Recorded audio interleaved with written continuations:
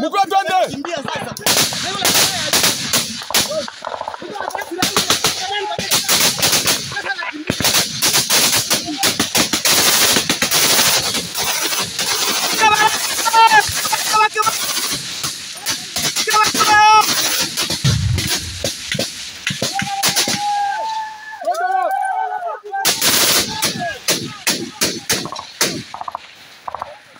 Para comando. Iko masaa insane. Nipatie nitie kubunduki siwakia vile. Nipatie nyanya na nitie kubunduki siwakia vile. Kama.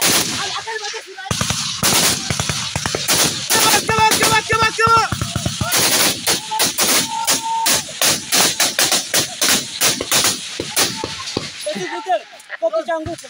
Twende hapo. Kama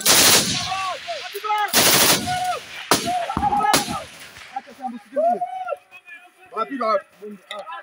Ni yetu. Sawa.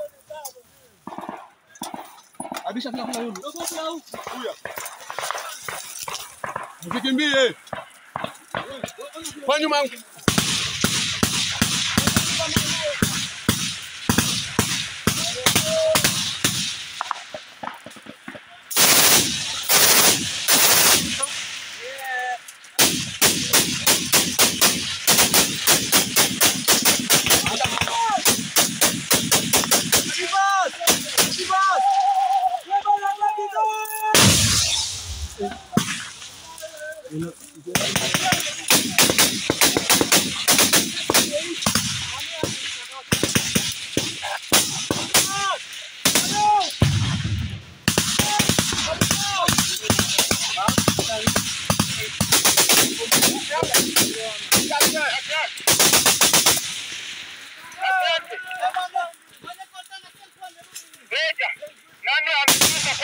Nani malaika?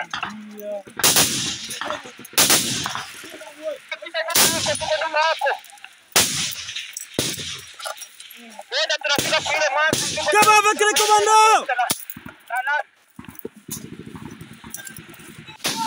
Adiba!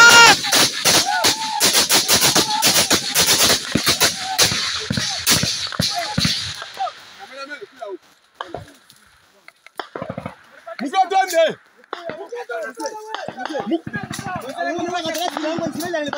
Mkuu twende.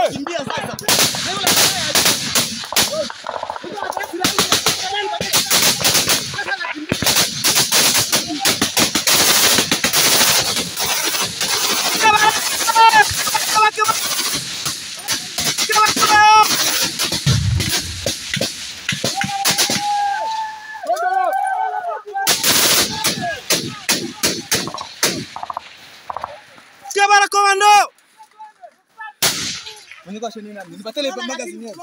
Iko masaa insane. Nipatie nitie kubunduki siwakia vile. Nipatie nyanya na nitie kubunduki siwakia vile. Kama.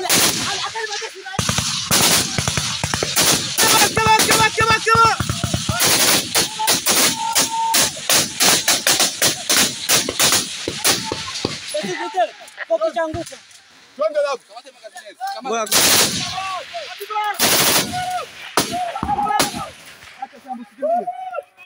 wapiga wapi? Ni yetu. Sawa. Abisha fika kula huyu. Huyu. Mkikimbie. Kwa nyuma.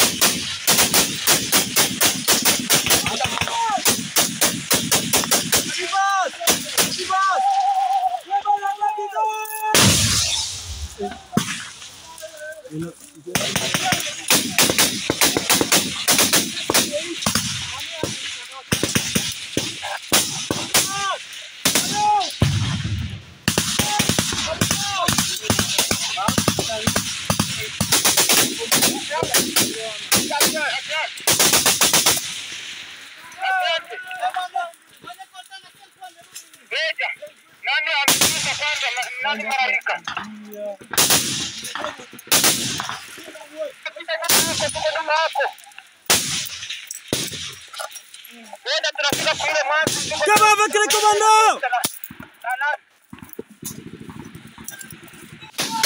Adiba!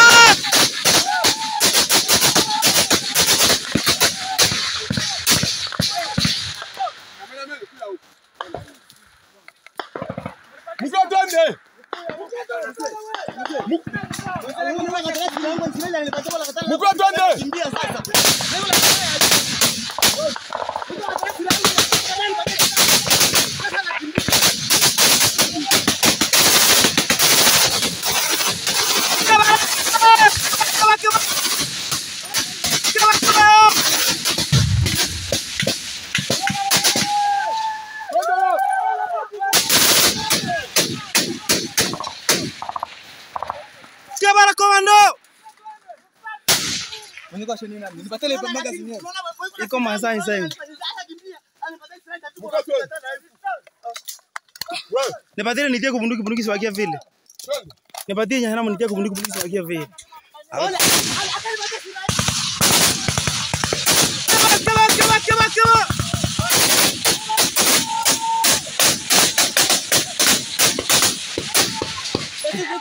Koki changu. Twende hapo.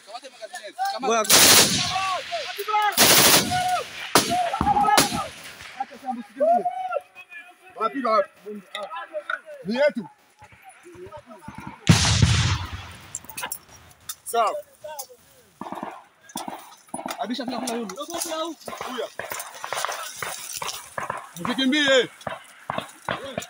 Kwa nyuma.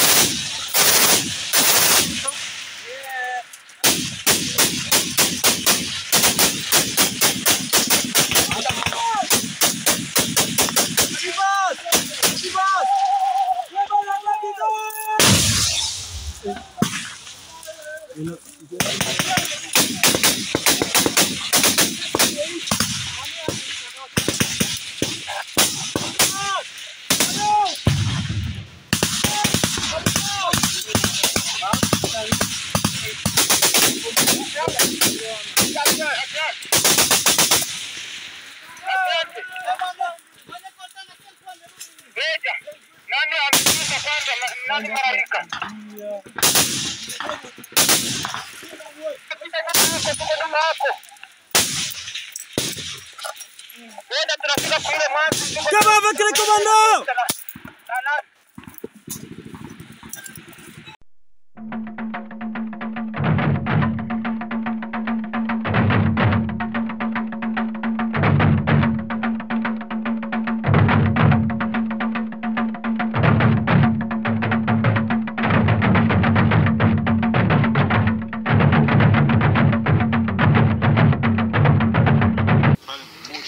Vraiment ingeta Ruchuru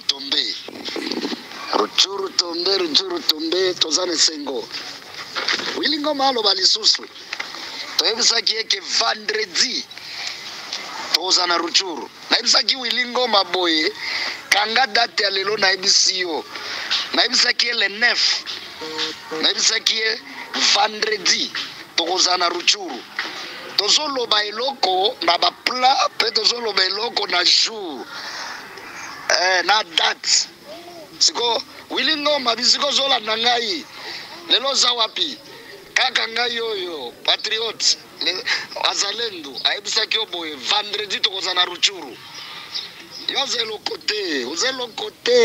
kote wilingoma na pesa kyo promesse vendredi tozana Ruchuru lelo tokomi na Ruchuru pene bisaki ke samedi tokozana Bunagano plus tard dimanche lundi déjà Ruchuru tombe etikali to contrôler ba côté ya Ngomba penzela ya nini ya Bunagana ingeta peuple congolais ozozwa ba image sikoyo bongo ba patriote déjà bazana Ruchuru Wilingoma ngana yo tina ti oyebisa kinga bike na Congo baskuti bazali sikolelo baskuti babaluke liyo nzoi pena prometaki yo kolobeke vendredi tokoza na Rutshuru pe lelo ekokisami toza lelo le 13 na 17h52 toza na Rutshuru lelo le 13 vendredi 10e mois 2023 na 17h52 atterrissage forcé na Rutshuru centre sikoyo tozokende awa tozali na zando ya bakoko hapa tuko musoko ya miwa Rutshuru. Nilikwambia wewe Wilingoma uliambia FARDC ya kama hakuna majeshi ni baskuti. Sasa baskuti leo bana kugeukia mwiba na nyuki. Nikakwambia hivi utusubiri pale vendredi tutakuwa pale. Na leo vendredi le 13 na 17h52 tuko deja pa musoko ya mamiwa. Mtu wote mwanajua Rutshuru soko ya miwa si mwanajua. Deja tuko na filme tuko na mtumia maimage. Wilingoma tutakufata tina ti. Si tulikwambia hivi hatuko bale benyewe munachezeaka. Sisi ni wazalendo. Dawa ya moto ni moto. Ile maneno ya negotiation kwetu haiko. Mulikuya na moto na tutanufukuza na moto juu heshima ingie. Uganda, Rwanda. Moto ni moto. Ile maneno ya negotiation ile haiko. Sie ni moto. Rwanda mtusubiri pale. Tutakia kumisalimia mungali na deni ya Kongo. Objectif yetu ni kuingia pale. Na mchunge dati ya leo. Amuyue kenye kiko napangiwa. Nilikwambia hivi Wilingoma na niliambia Kagame hivi chui ya simba atombokake wakati anashiba, ila simba anatomboka wakati ya njaa. Sasa simba ya kula iko na njaa sana ndani ya pori na anatafuta nani atamurarua. Kagame umetafutiwa na masimba, utaraluliwa. Subiri pale. Kila kitu tuko nasema na date na siku. Tulisema ya kama vendredi tutakanyaka Rutshuru. Na vendredi leo le 13 na 17h52 tutakanyaka Rutshuru. Samedi tuko pale Bunagana au plus tard dimanche tukagawia ni lundi. Tuko natembea na objectif na tuko natembea na date na seconde na heure.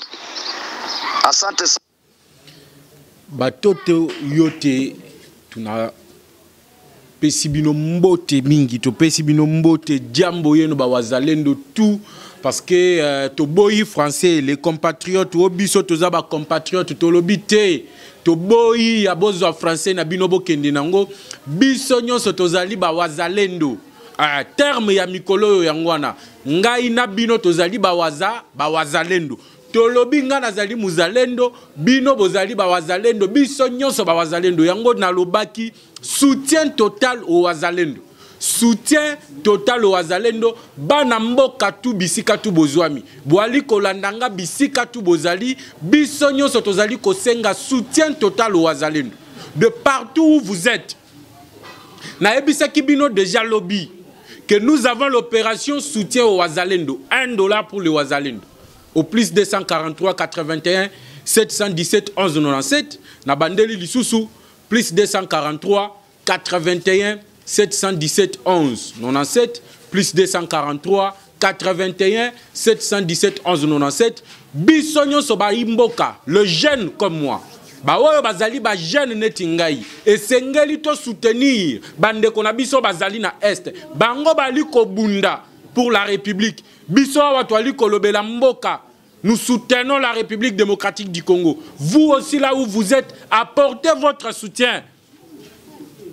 Le $1 que vous allez envoyer koki kosunga na kosombe la bango mai na kobakise la bango manduki. Nous irons avec ça na l'Assemblée nationale là où il y a les élus du peuple chez Christophe Mbosso pour na kotali ça que tous les wazalendo ya République démocratique du Congo bazali elongo na ba wazalendo bazali na est ya République démocratique du Congo ba oyo bazali ko bundela mboka. Vous avez compris que Rutshuru vient de tomber. Ngaite, c'est le porte-parole de wazalendo.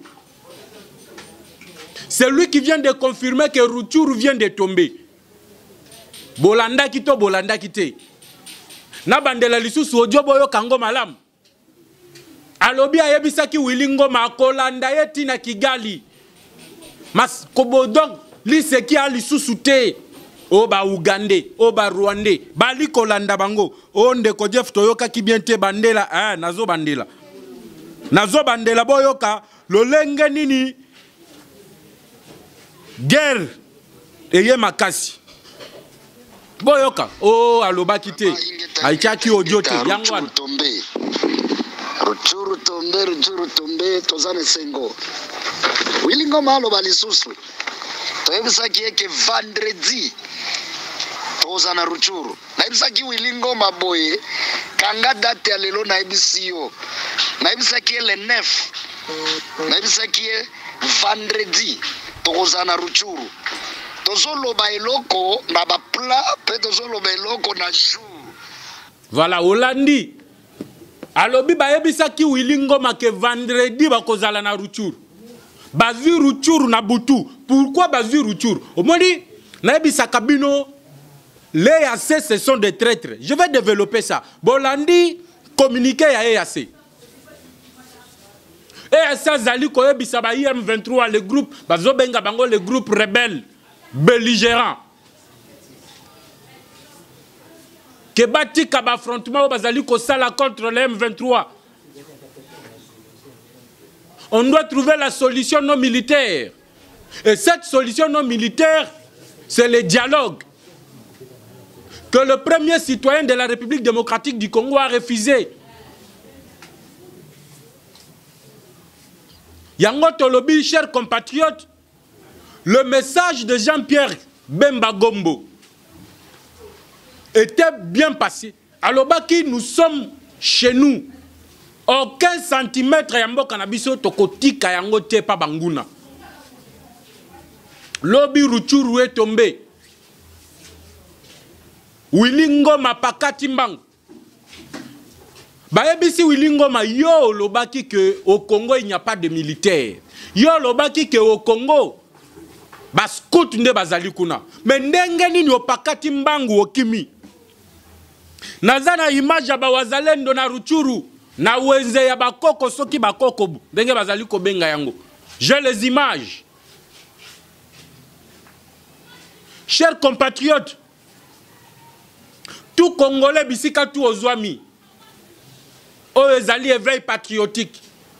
Tikangana bandana éveil patriotique avant na kote la bino na ba information. Vous avez suivi les États-Unis d'Amérique, ambassade des États-Unis et bimisi communiqué. Et lobby que la solution à l'est de la République démocratique du Congo doit être non militaire. Vous avez suivi l'ambassade de l'Ouganda. Nié que Bangonde Batu va déplacer ma borne à l'est de la République démocratique du Congo. Ce qui est faux. Bango balobi que IM23 va déplacer ma borne à l'intérieur du territoire congolais. Or, c'est leur communication à Bango Baloba qui était M23 a tikela qui ba troupe ya Uganda Bunagana. Bangonde babandaki déjà ko contrôler Bunagana. Mais comment alors revenir nous mentir que ba M23 nde basala ki yango lokuta munene tozana bino awa. Tokokota Kampala tokoti Kigali. Nous allons entrer partout pour réclamer le sang des Congolais qui sont tombés.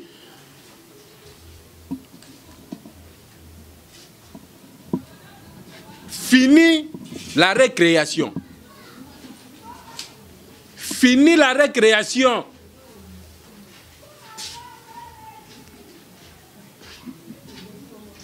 Chers compatriotes, à la lire où vont les choses. Lundi, bawazalendo bakozala na Bunagana. Lundi, bawazalendo bakozala na Bunagana. Bolanda te biloba loba o bozali koyoka de gauche à droite o ya lobby o ya lobby o ya lobby o ya lobby. C'est faux, chers compatriotes. Nous serons à Bunagana. Lokuta boyoka ki pa Wilingoma. Oyoki ndenge bazali ko menacer ya wa epa bawazalendo.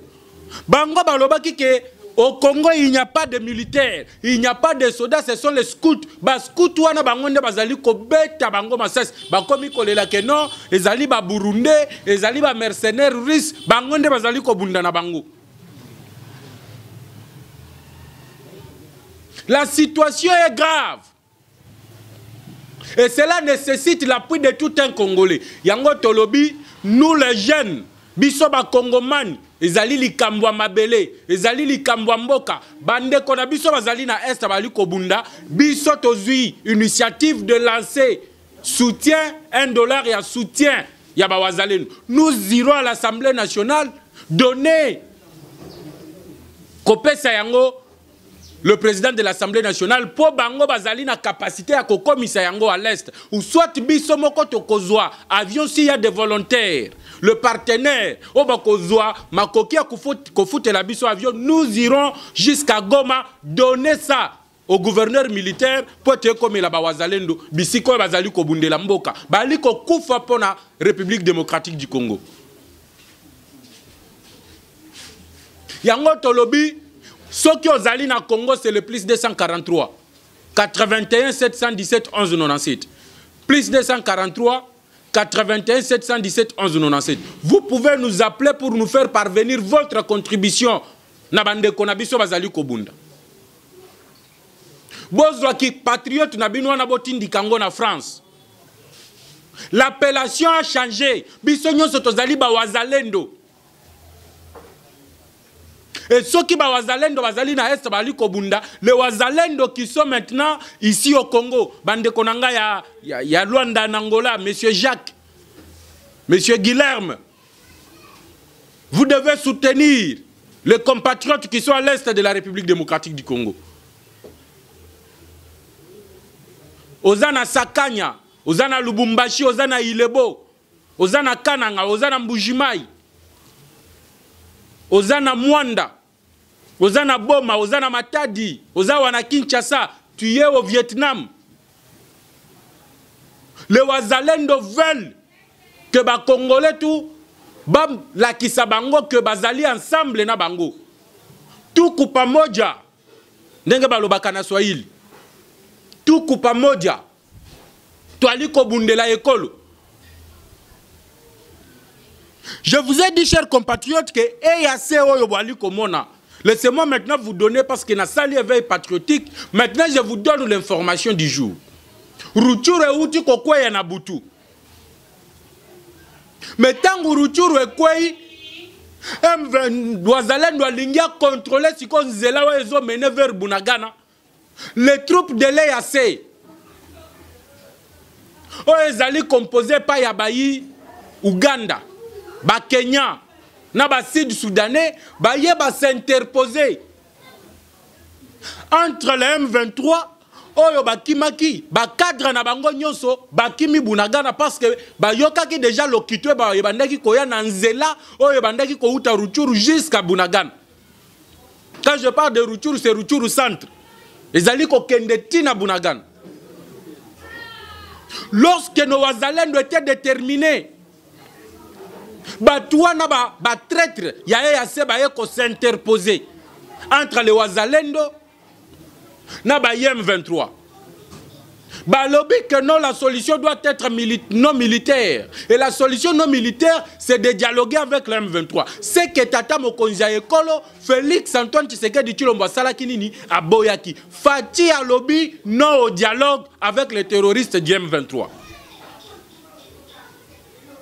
Willy Ngoma est en train de pleurnicher. Partout où Willy Ngoma se retrouve, Ali Koloba était les FDLR, les Maïmaï, les mercenaires et les FARDC Basangani pour tuer la communauté Tutsi. Je vous ai dit dans l'émission précédente, ne faites pas confiance na Batouana. On ne tue pas la communauté Tutsi en République démocratique du Congo.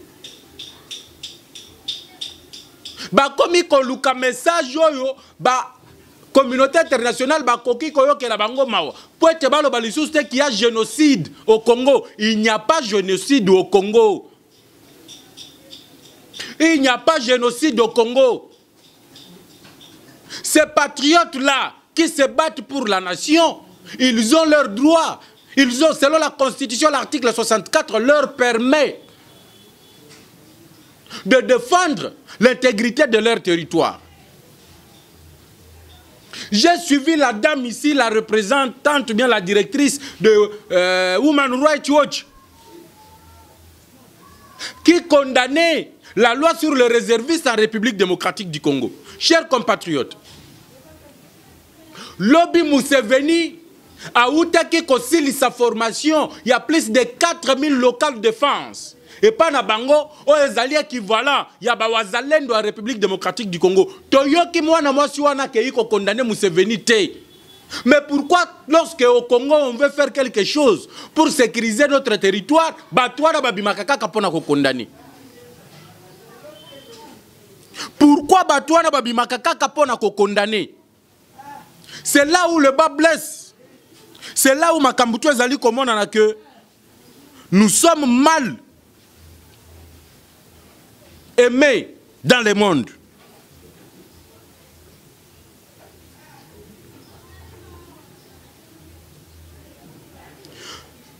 Awana kotangela bino communiqué à États-Unis d'Amérique, ambassade à États-Unis. Nazali na paragraphe D. La crise dans l'Est de la RDC exige une solution politique et non militaire. Nous enjoignons tous les partis à adhérer pleinement aux accords conclus dans le cadre des processus de médiation régionaux récents. Yoka batuana bandoki. Bandoki.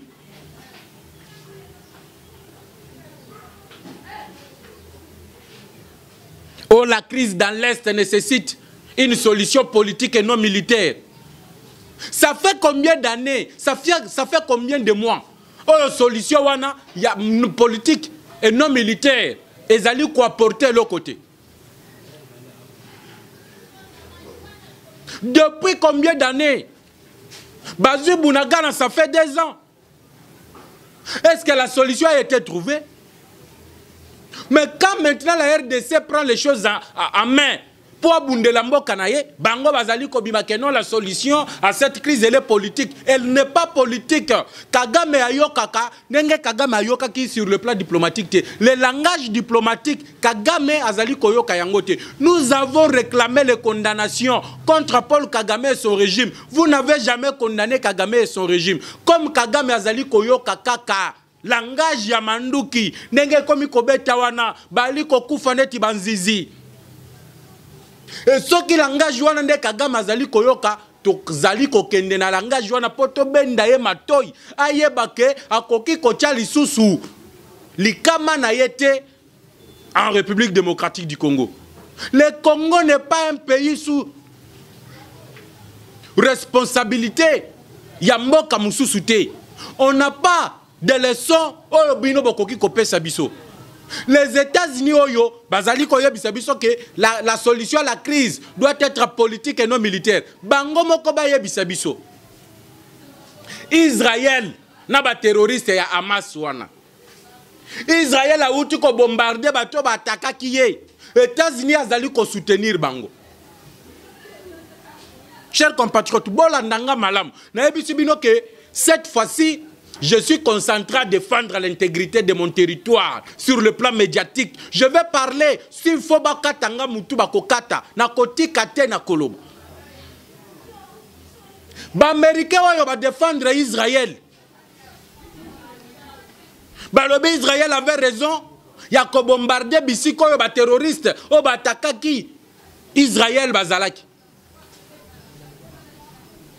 Ou un génocide, un crime contre l'humanité, mais quant à la République démocratique du Congo, on nous attaque par les terroristes du M23. Lorsque nous répliquons, les Wazalendo répliquent, babengi yango génocide contre la communauté Tutsi.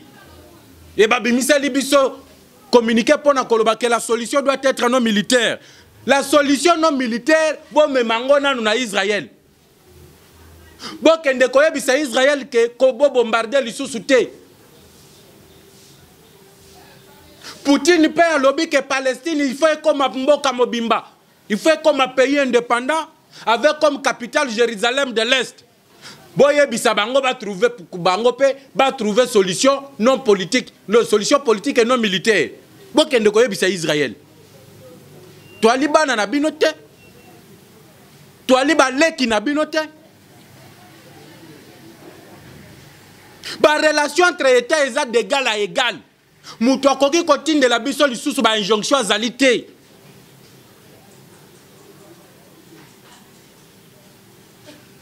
Aujourd'hui, ils sont en train de condamner les Ouazalendo. Non, ils sont en train d'exterminer une communauté. Ils sont en train de faire ceci. Ils sont en train de faire cela. La MONUSCO elle-même, baya wapona ko protéger ba civil. MONUSCO batu bayembela banzembo bandakala. Leur mandat était la protection des civils. Oh, il y a violence. Bazali ko violer basi, bazali ko sala boy. Aujourd'hui la même MONUSCO, ba soda na ya tindaki awa, bangonde bazali ko violer basi na biso. Bangonde bazali ko violer bana na biso. Bokoye bisanga ke tu t'attaques à la MONUSCO. Oui monsieur, je m'attaque à la MONUSCO. Tala communiqué bango ba bimisi. Oh non, nous avons rapatrié les éléments de la MONUSCO qui se sont caractérisés par l'agression sexuelle. Ce qui est MONUSCO va changer de terme comme agression sexuelle. Ce qui est République démocratique du Congo, ou soit un groupe armé, bien de lobby violence sexuelle. Donc il y a des agressions sexuelles, il y a des violences sexuelles. Vos troupes de la MONUSCO, au lieu de protéger les civils, bangonde ba komi ko violer basi. Bangonde ba komi ko violer basi na biso à l'est de la République. Et la même MONUSCO nous a dit que la M23 est bien équipée et que bango bazali ko bunda na bangote. Mais regardez les Ouazalendo, bali kutu na manduki sophistiqué te, bazali na manduki ya malonga te, mais bali ko beta bango, na lobi bali ko beta M23, o lobi bazali ko beta, effectivement ba ko beta M23. Rutshuru vient d'être récupéré. La guerre qui est maintenant, c'est la sécurisation de la route entre Rutshuru centre et Ezali Kende directement à Bunagana. D'ici lundi, on va récupérer Bunagana. Ouazalendo oye. Répondre à un commentaire. Ouazalendo oye. Ce qui osa Ouazalendo répondre à ngai. Bato basakani na biso trop. Basakani na biso trop. Bango moko bali ko violer basi na biso mais bazali ko kosa l'agression sexuelle. Non.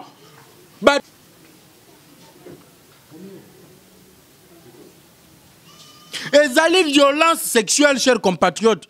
Bako sabino te que non.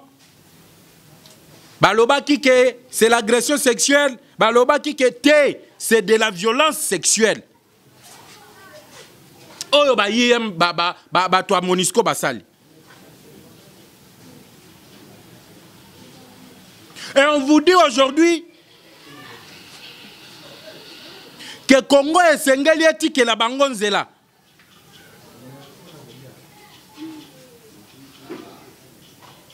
MONUSCO Ouazalendo. Il n'y a pas de guerre. Nous disons que la MONUSCO doit rentrer à Zonga et Panabango. Pour Bango Moko Bayaki ko bundela biso ba komi ko violer biso. Ça se prouve parce que Bango Moko ba condamné.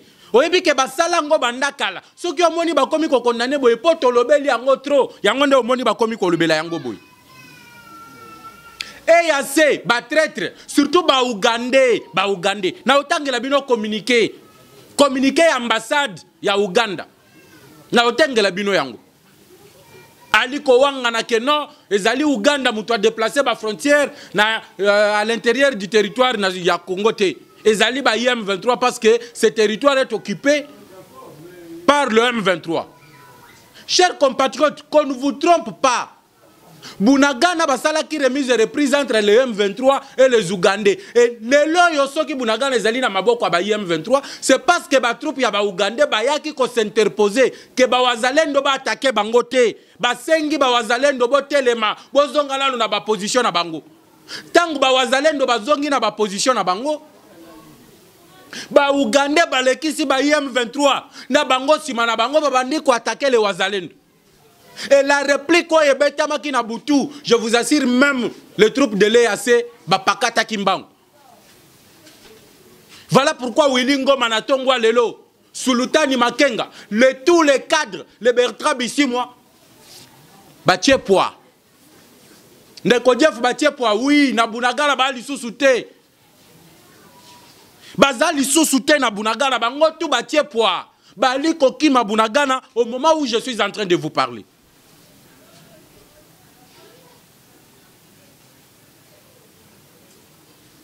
Vous allez voir que les gens qui étaient venus dans une mission d'attaquer le M23 s'ils ne respectaient plus la feuille de route de Luanda ou soit les accords de Nairobi, aujourd'hui, ce sont eux qui sont en train de soutenir le M23. Ce sont eux qui sont en train d'applaudir le M23. Ce sont eux aujourd'hui qui condamnent à ce que la République démocratique du Congo puisse recouvrer son intégralité.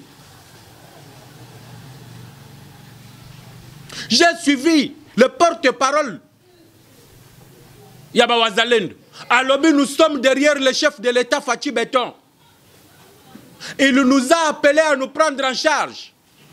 Tout Congolais à se prendre en charge. Yango Tolobi, Bango Bazana Est, Ngai Nazana Kinshasa, Denge Nazali Kolobe la Bango Boinako, partager ma information et ma cotine de l'Angai.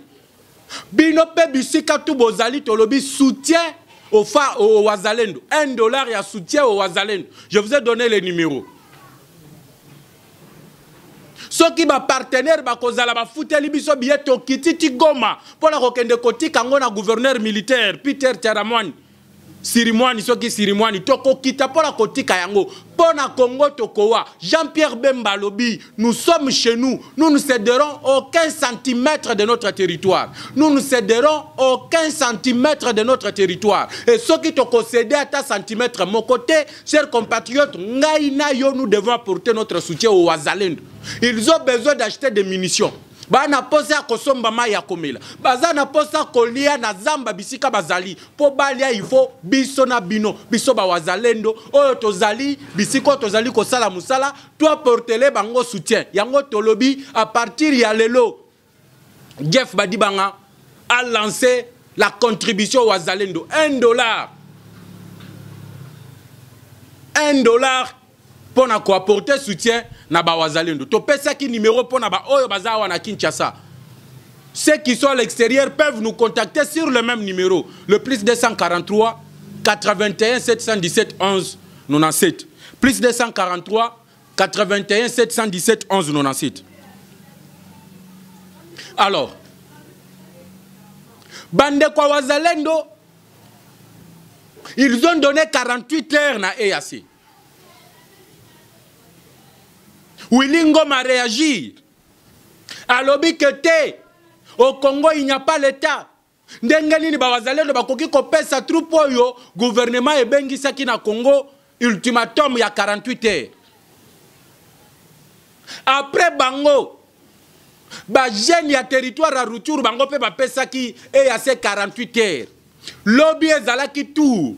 Ya ba victime ya violence. Ya bitumba ba IM23. Bango pe ba pesi 48 heures. Ba lobby bazali ko déplorer l'attitude de l'EAC. Au lieu de combattre aux côtés de Wazalendo, pona ko bouter M23 Libanda, bango bazali de sima ya ba IM23. Bango bazali ko porter soutien na bango et pas ya ba IM23. C'est que nous tous, nous sommes en train de condamner. C'est que nous sommes tous en train de condamner. Yango Tolobi, personne a okufe lambo kanabisote. Bisonyon sonde tozali ko bunda pour la intégrité ya territoire nabiso. Moutoir ko sabinote, chers compatriotes. Que personne ne vous trompe. Ce qui se passe en réalité aujourd'hui à l'est de la République démocratique du Congo, c'est ce que Laurent Désiré Kabila avait prophétisé. Kabila Alobaki, la guerre sera longue et populaire. Et cette guerre rentrera là où elle est venue. Le loyo, na uti koyebisa bino na Bunagana ba cadre tout bakimi. Ba cadre tout bakimi Bunagana. Ndeko Jeff Bake wapi bazongi pa na bango na Kigali. La guerre rentrera où elle est venue. Il nous reste la sécurisation de la route. Rutshuru centre. Oh, ezali ko kitana Bunagana. Vous avez suivi comment est-ce que bazali ko lancer des filles et pas à Willingoma. Ce que j'ai aimé, c'est la détermination. Dans Maloba, il y a Muzalendo wana. Alobi Willingoma na yebisa kiyo nini. Tokozala na Rutshuru lelo toza wapi. Au plus tard lundi, bazali kokota Bunagana.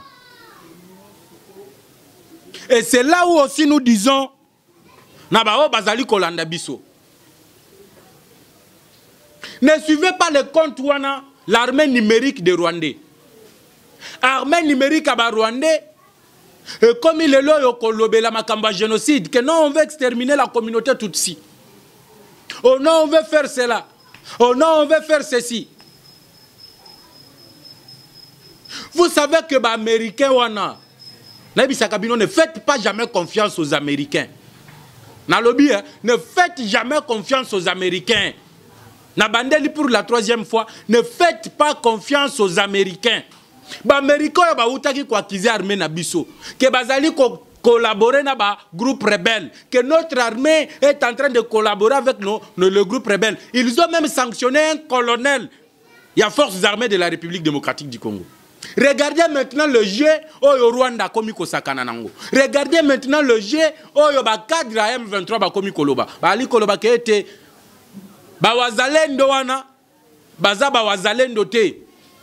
Eza coalition ya FARDC, ya ba mercenaires, ya ba maïmaï, na ba groupe rebelle ba sangani pona kobundisa ba M23. Ba lobi peke ba FARDC baza kuna bazali ba unité nyonso te, mais c'est l'unité d'élite ya FARDC yango nde ezali kuna parce que le sniper le lenge ba beta ki bango masasi surtout na Bwiza na 3 collines ya Ebandeli masasi ba beta ki bango et ne croient pas que kozala ba wazalendo.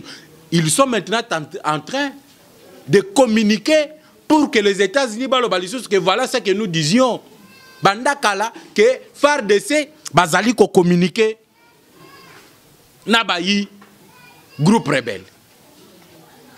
Voilà pourquoi ceux qui ont vu émission oyo au laïque nanu yango après au partager pour tout ça la large diffusion. Tout ça na problème mon côté na communauté Tutsi.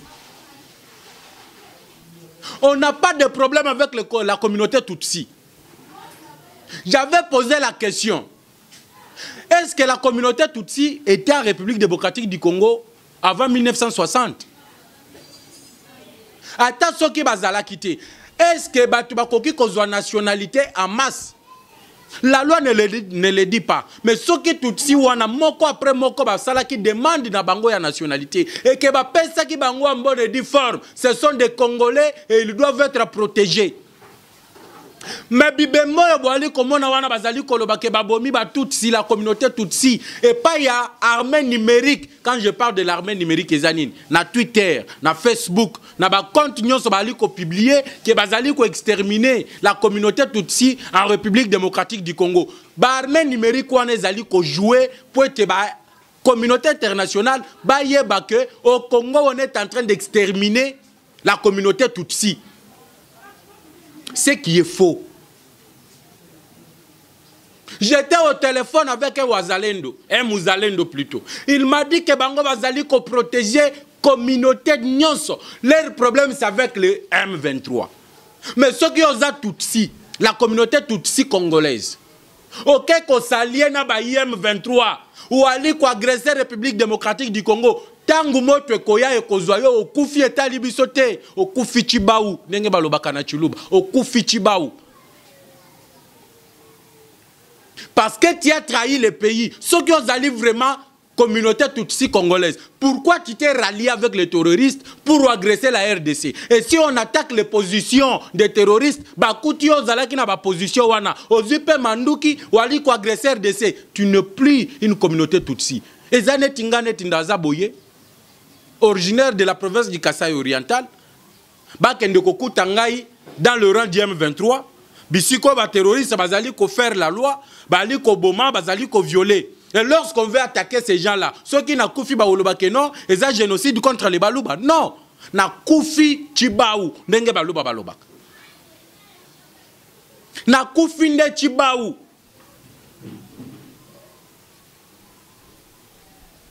Et cela doit être na mitu ba congolais nyonso. Que tango toza koloba boye, bozo ba émission bo partager pour faire la large diffusion. To contrer bango numériquement, to contrer bango sur le plan de la communication. On n'a pas de problème avec le Tutsi. On n'a pas de problème avec d'autres personnes ou soit d'autres communautés, mais notre problème c'est avec le gouvernement de Kagame. Notre problème c'est avec les terroristes du M23. Télévision ezali ngonga na moni minute nanga esili awa sikoyo toza kosenga na bino bo continuer na ko s'abonner massivement. Rendez-vous kozala lundi pour vous annoncer que Bunagana to récupérer yango. Mais au cause d'information dengenini ceux qui s'abonner na nute. Je vous ai balancé les audios. Il y a communication entre Willy Ngoma et les responsables de Wazalendo. Comment est-ce que les responsables de Wazalendo Ali koyebisa Willy Ngoma na yebisa kiyoni ni tokozala na rupture vendredi. Le loto ali mo colonie ni tozali wapi parce que rupture vient d'être récupéré. Rupture vient d'être récupéré. Yango tolobi tokutani na bino lundi pour vous annoncer que Bunagana vient d'être récupéré par nos forces armées de la République démocratique du Congo. Tokutani na bino mukolo e koya sokinzambe alingi. Ciao. Thank you.